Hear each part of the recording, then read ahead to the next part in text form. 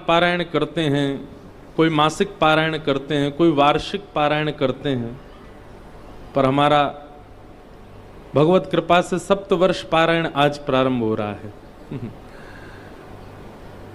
हमारे पाठक परिवार और काशी से आए हुए समस्त वैष्णवों का ये परम उद्देश्य, मन में ऐसा भाव है कि ठाकुर जी ने आपको इसके लिए चुना है कि आप तीर्थ में जाकर के इतने वैष्णवों को संग लेकर के कथा क्रम कर रहे हैं।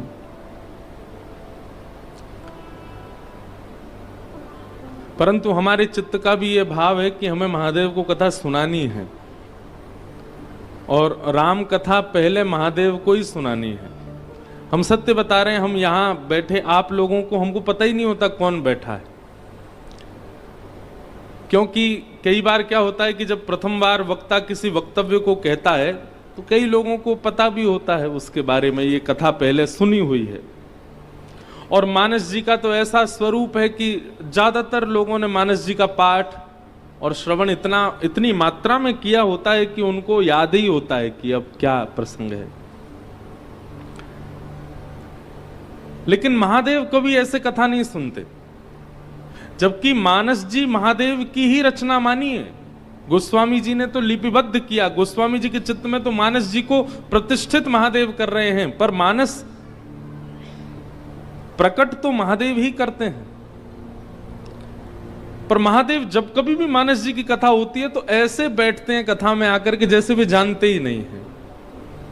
और ये बात आप बिल्कुल सत्य मानिएगा, जब तक आप इस भाव से कथा में नहीं बैठेंगे आपको नवीनता का अनुभव हो ही नहीं सकता।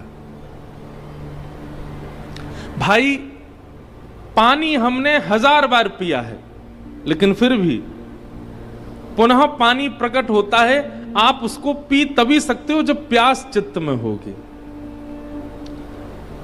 जन्म से लेके आज तक हमने लाखों बार पानी पिया है। हमारे सामने पानी रख दो, नहीं पिएंगे, लेकिन कब पानी का महत्व होगा, कब उसके प्रति उत्सुकता बढ़ेगी, कब उसको पाने की इच्छा प्रकट होगी, जब प्यास चित्त में हो। महादेव को देखेंगे आप, कैसे देवता हैं, भीगे देव, 24 घंटा भीगे ही रहते हैं। और ये भीगे देव होने का तात्पर्य, वे सदा जल में निमग्न रहते हैं। उससे हम आप सबको यह बात दर्शा रहे हैं, बता रहे हैं कि वे अभी भी प्यासे ही हैं। जल तो केवल भौतिक रूप में हमको दिख रहा है, पर महादेव वास्तव में प्यासे तो मानस जी के हैं, ठाकुर जी के चरित्र सुनने के। अरे कहां तक कहें, इतने प्यासे हैं महादेव भगवत लीला सुनने के कि अपने 11 रुद्रों में अंतिम रुद्र के रूप में स्वयं हनुमान जी बनकर के, कपीश्वर बनकर के प्रकट हो गए। क्षमा कीजिएगा, हम व्यास मंच से एक बात कहें। हनुमान जी महाराज दुष्टों का दलन करने के लिए प्रकट हुए नहीं। श्री हनुमान जी महाराज अपने प्रताप को प्रतिष्ठित करने के लिए प्रकट हुए नहीं। श्री हनुमान जी महाराज अपने पराक्रम से संसार के लोगों की पीड़ा, विपत्ति, आपत्ति, कष्टों को दूर करने के लिए प्रकट हुए नहीं। ये जितने भी कारण हम हनुमान जी के लिए देख रहे हैं, ये सब हमको बहकाने के कारण हैं।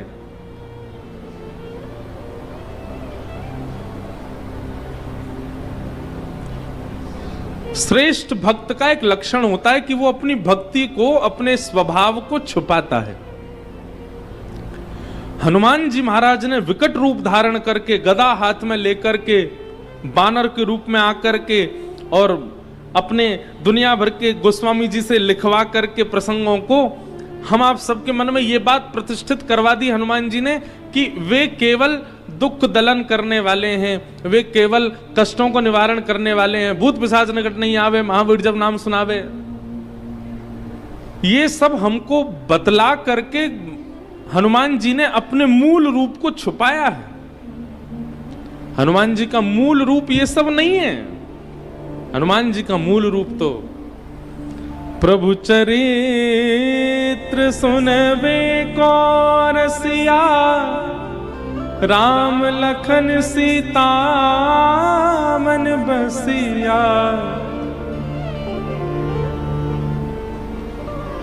ये मूल रूप है हनुमान जी का। लेकिन कहीं मेरी भक्ति को, मेरे प्रेम को नजर ना लग जाए, इसलिए भूत पिशाच निकट नहीं आवे, महावीर जब नाम सुनावे, और आदि आदि भावों से ऐसा प्रतिष्ठित कर दिया कि अनंत बलवंत श्री हनुमान जी महाराज केवल बल के प्रतिनिधि हैं। नहीं,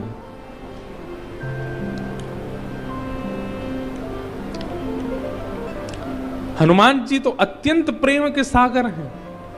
और महादेव कथा के इतने रसिया हैं कि वे ही हनुमंत रूप धारण करके कथा श्रवणार्थ पधारे हैं। तो भीगे देव, अगर कोई कहे तो कौन है भीगे देव? महादेव 24 घंटा भीगे ही रहते हैं।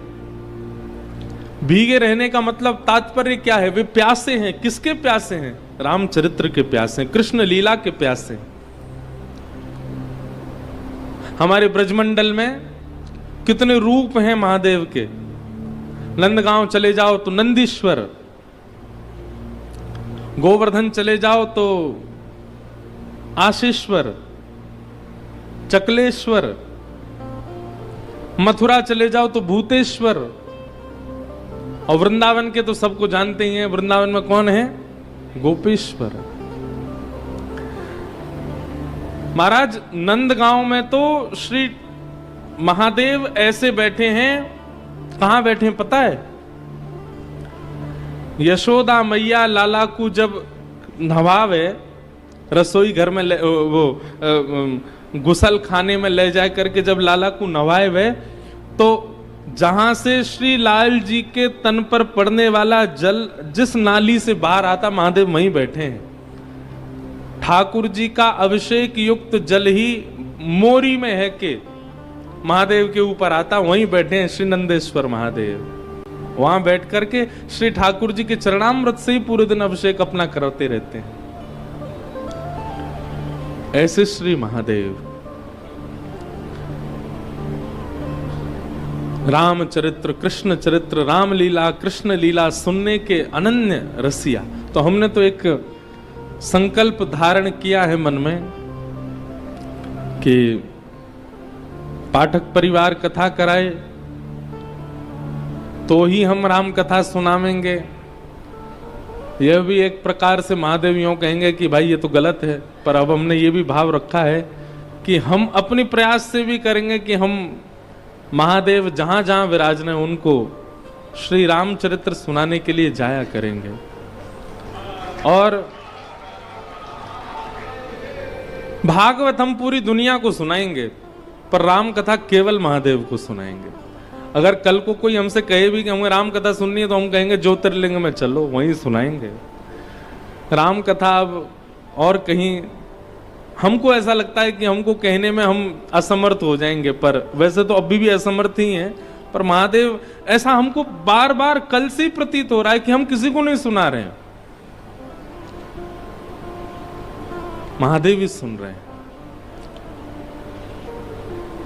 जिस प्रकार का कथाओं का व्यवस्था होती है, उस व्यवस्था से ही हमारी कथा निकलती है। कई बार यहाँ कई चीजों में अब कूलरों की इतनी आवाज है कि हमको अपनी आवाज ही कम आ रही है, संगीत के स्वर ही बहुत कम सुनाई दे रहे हैं, पर ये मन में भाव आ ही नहीं रहा है कि आपको सुनाना है। मन में यही भाव है कि नहीं, महादेव सुन रहे हैं बैठ के, तो उनको श्रवण करानी है। तो उस भाव से प्रकट हो रही है चर्चा। तो आज से बालकांड का प्रारंभ हम कर रहे हैं। सब जानते हैं अत्यंत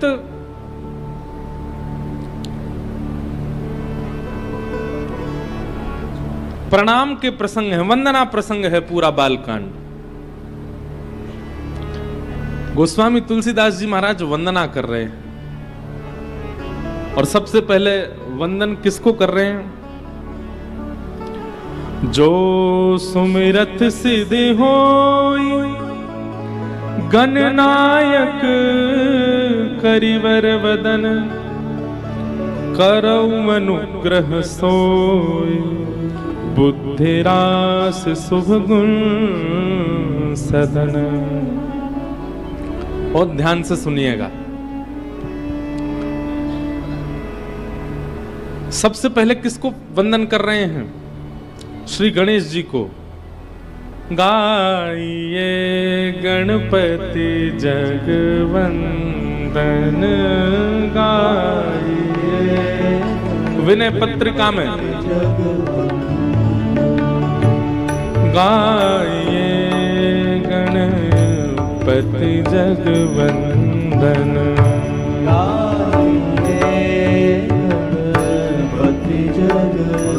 ये एक प्रकार से बहुत सावधानी से सुनिएगा। हम राम कथा गाने में थोड़े पर्सनल हो रहे हैं, और पर्सनल किस भाव से हो रहे हैं कि हम विशेष रूप से हम पहले ही कह रहे हैं कि हम आपके लिए नहीं कह रहे हैं कथा, हम अपने लिए और महादेव के लिए कह रहे हैं। तो एक प्रकार से आज से मानस जी का ये प्रारंभ जो हो रहा है, हम गणेश वंदना अपने लिए कर रहे हैं कि हमारी मानस जी की इस यात्रा में कोई विघ्न ना आए। हे गणपति जी हमारी रक्षा करना, हमारे भाव को सुदृढ़ करना। विनय पत्रिका का सबसे पहला पद गोस्वामी तुलसीदास जी महाराज गा रहे हैं। गाइए गणपति जगवंदन, गाइए गणपति जगवंदन, शंकर सुवन भवानी नंदन, शंकर सुवन भवानी नंदन, शंकर सुवन भवानी नंदन, शंकर सुवन भवानी नंदन, गाइए गणपति जगवंदन, गाइए गणपति जगवंदन, सिद्धि सदन गज बदन विनायक, सिद्धि सदन गज बदन विनायक, सिद्धि सदन गज वदन विनायक, सिद्धि सदन गज वदन विनायक, कृपा सिंधु सुंदर सबलायक, सुंदर सबलायक, कृपा सिंधु सुंदर सबलायक,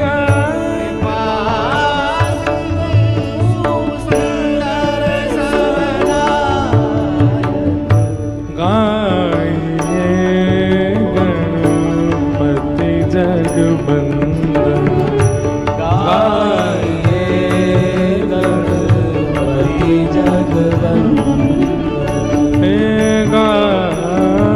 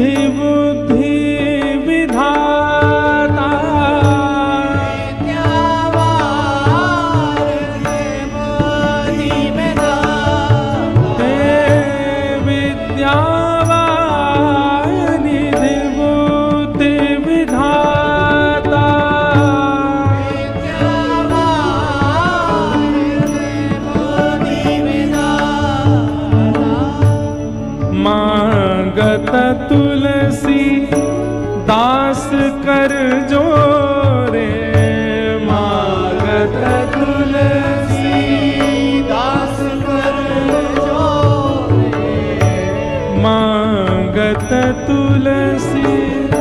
ये अंतिम पंक्ति सबको गानी है, ये भाव हमारा भी होना चाहिए जो गोस्वामी जी मांग रहे हैं। मांगत तुलसी दास कर जोरे, मांगत तुलसी दास कर जोरे, बसहि राम सिय मानस मोरे, बसहि राम सिय मानस मोरे, बसहि राम सिय मानस मोरे, बसहि राम सिय मानस मोरे।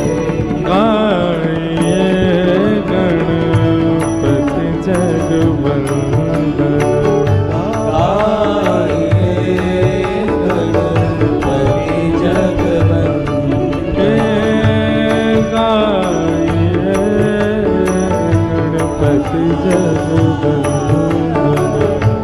गाये गणपति जगवंदन।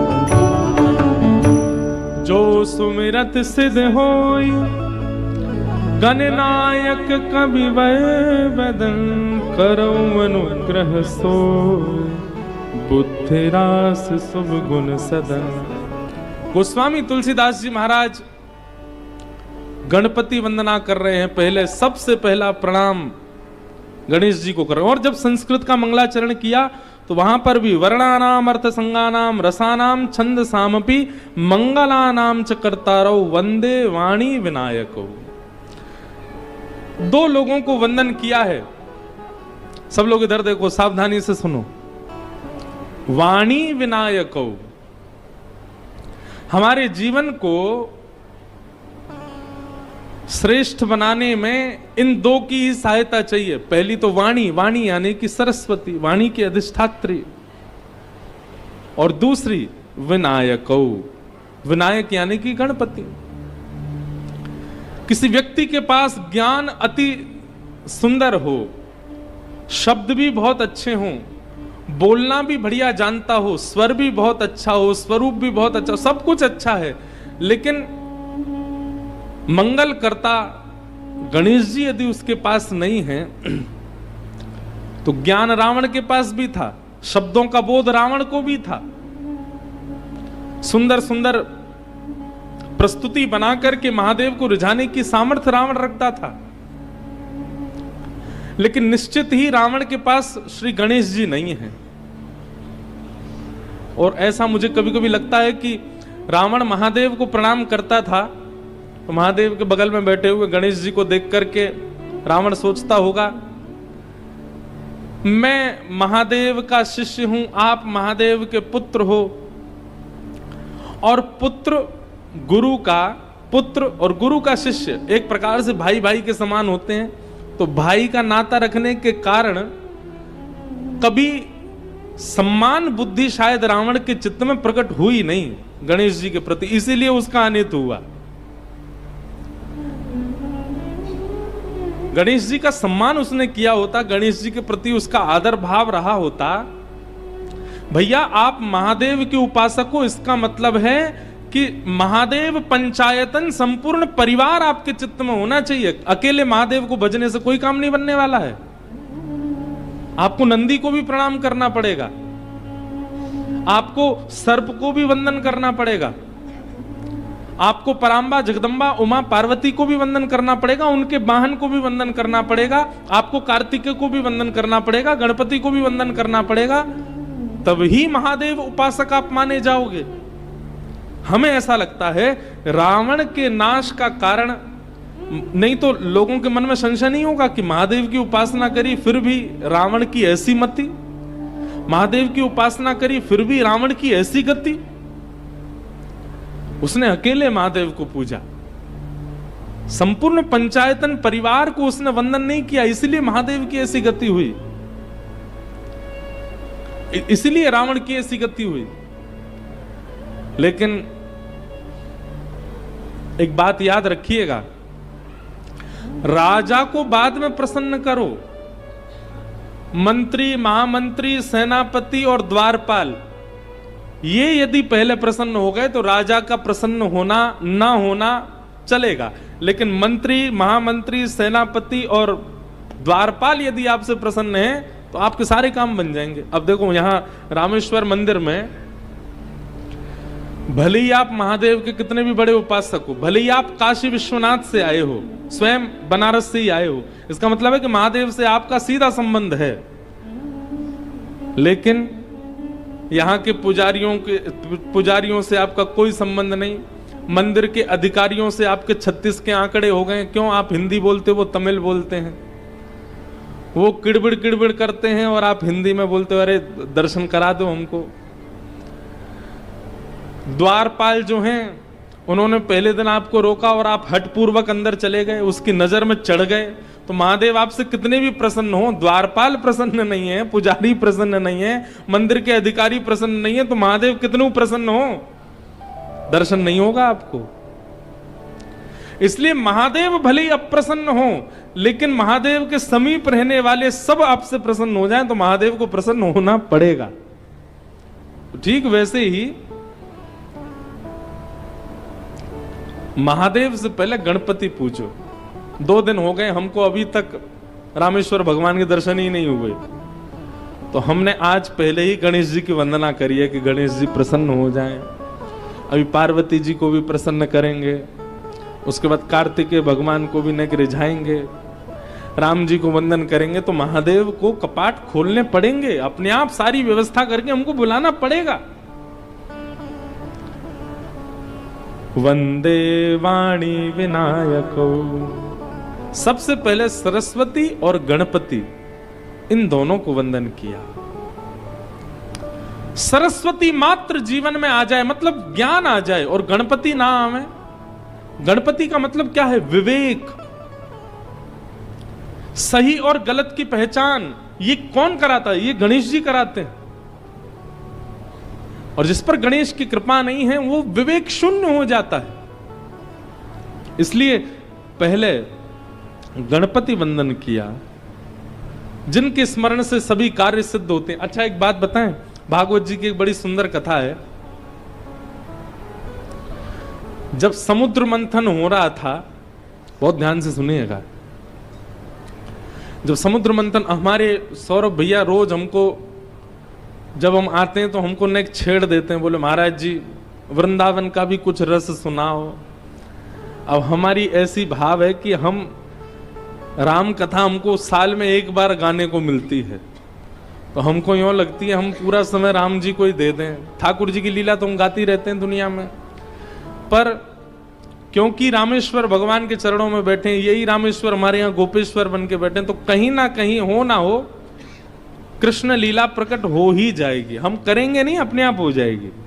तो इसलिए बिल्कुल वो निश्चिंत होके बैठे, हम कुछ ना कुछ सुना देंगे वृंदावन।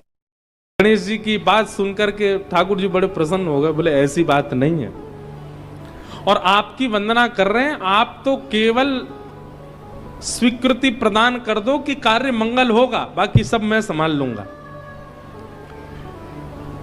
एक प्रकार से जब आप गणेश वंदना करते हैं तो गणेश वंदना से गणेश जी ठाकुर जी से प्रार्थना करते हैं कि इसने मेरी वंदना की है किसी कार्य की सिद्धि के लिए, और उस कार्य को संभालने के लिए ठाकुर जी ही गणेश जी की बात मान करके जाते हैं। ऐसा भाव भागवत जी की कथा से कहीं ना कहीं प्रस्तुत होता है। तो भगवान ने कहा आप तो हामी भर दो कि आपका कार्य मंगल होगा। गणेश जी बोले पर ये संभलेगा कैसे समुद्र मंथन? भगवान बोले आप बस हामी भरो, हम संभाल लेंगे। गणेश जी ने जाकर के सब देवताओं को दर्शन दिया, बोले कि आप बिल्कुल निश्चिंत हो जाइए, आपका कार्य मंगल होगा। और इतने में ही क्या हुआ, गणेश जी के कहते ही भगवान श्रीमन नारायण ने कच्छप रूप धारण किया, कछुआ बने, और समुद्र के भीतर प्रवेश करके मंदिराचल पर्वत को अपने पीठ पर धारण कर लिया। और जैसे समुद्र मंथन हुआ तो रत्न प्रकट होने लगे। देवताओं को लगा कि गणेश जी की कृपा से सब मंगल हुआ, परंतु वास्तव में यह है कि गणेश जी की स्वीकृति यदि हो जाए तो आदिदेव नारायण लग जाते हैं उस कार्य की सिद्धि में। इसलिए गणेश वंदना अति आवश्यक है, क्योंकि श्री गणेश जी ठाकुर जी को बड़े प्रिय हैं। यदि वो किसी कार्य से प्रसन्न है तो वो कार्य सफल होगा ही होगा, क्योंकि स्वयं ठाकुर जी फिर उस कार्य को संभालने के लिए जाते। तो गोस्वामी जी ने गणेश वंदना की।